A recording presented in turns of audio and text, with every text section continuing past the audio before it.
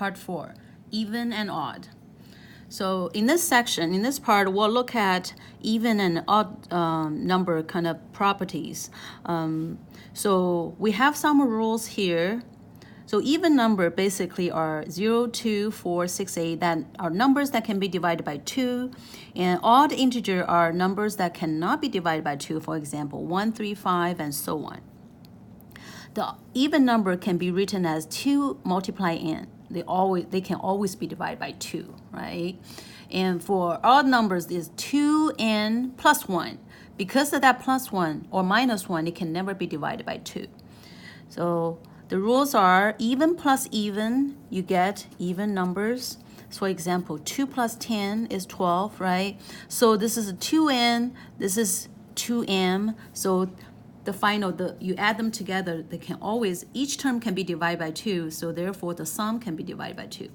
Even plus odd, that is odd, because 2m plus 1, these two can be divided by 2, but with that extra 1, you cannot be divided by 2. So following this terminology, we hope the students can do the same for the rest of the 4 rules to figure out whether they are odd or whether they are even. Let's look at some practice problems. Number 15, add any 30 consecutive positive integers together. Is the sum even or odd? Okay, 30 consecutive.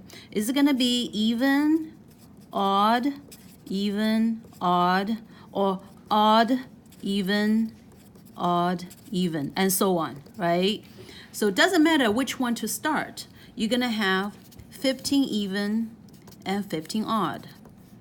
15 even adding together is still be even, right? 15 odd together is gonna be odd because 2 odd adding together is even. So you always have 1 odd number left over. So the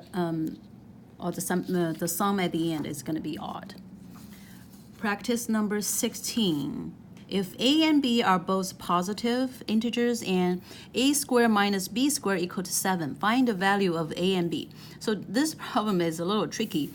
So if students know that a squared minus b squared comes from a plus b multiply a minus b, so it will be much easier for them to do. So let's carry this one out. Distributive property, a plus b multiply a plus b multiply negative b.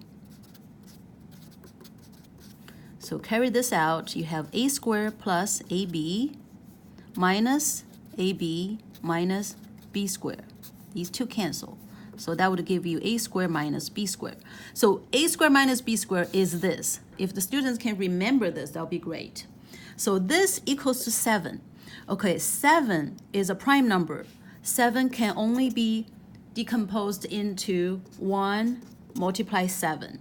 So this is as if to say an a plus b and a minus b has to be factors of 7. So a plus b has to be 7 because it's bigger. A minus b has to be 1. So we adding these two equations together. Left plus left, right plus right, b cancels. We have 2a on the left equals to 7 plus 1, that's 8. So a equals to 4, and then b equals to 3. This is 2 linear equations that are acting together. This is a little more advanced, but remember, we adding same number to each side of the equation doesn't change. A minus b here and 1, they equal. So you can add the left side to the left side, right side to the right side without changing the inequality to get to solve one of the variables first and then get to the other. Practice problem 17. If a and b are both positive consecutive odd integers, which of the following must be positive odd integer? So this problem is very similar to the rules that we just talked about. We want to leave this to the students. 18. 300 is the sum of 15 consecutive even positive integers. What is the greatest even positive integer among them? Okay, 15 consecutive even positive integers. We can have, say the first one is P. The next one is P plus 2, P plus 4, 15 of those. Okay, the first one you plus 0. The last one would be P plus 2 multiply 14, right? Because as if the we can write this as the number of, so the first one is 0 multiplied 2, the second one is 1 multiplied 2, third one is 2 multiplied 2, until the end is a 14 multiplied 2. So these are the 15 numbers. We add them together. How many P's that we have? We have 15. And how many extra numbers that we have? We have 2 plus 4 plus 6 plus all the way to what? 28. And I hope that the students can figure this one. Well, the easiest way that we have introduced before for these number series for them to add together, we reverse the sequence and add them together. When you reverse and add, you will find that each pair is going to be the same. That is 30, right? Now you have 14 numbers. So you have 13 multiply 14 numbers, and you reverse the sequence, add them up. So you basically double the original summation. So you got to divide that by 2. So that's how you get to the sum of this sequence. And you add to the original 15P. The total is 300. You figure out the summation for the number series, and now the unknown is P. You can solve this equation and find out what's the greatest positive integer among them. Practice problem 19.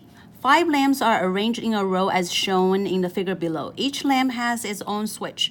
All 5 lamps A, B, C, D are now off. Ben starts to turn each switch from A to E, and he repeats the pattern, always from A, B, C, D, E, this order, until he turns the switches 2012 times. Which lamps are on finally? Okay, here this problem, we should look at this. Okay, first round, 1, 2, 3, 4, 5, they are all on. And the next round, 6, 7, 8, 9, 10, they are all off. And then it repeats 11, 12, 13, 14, 15, now they are all on. And the next is 16, 17, 18, 19, 20, they are all off. Okay, basically the pattern repeats every 10 times Ben does the switch. So let's see which is the biggest number within 2012 that can be divided by 10, and the remaining times would be the unit digit. Okay, 2012, the largest number that can be divided by 10 is 2010. This divided by 10 is 201. The remaining 2 is the unit digit. Now, when we hit 2001 turns, all the switches are off. And then these 2 times, Ben is going to turn on A, is going to turn on B, and these 3 are off.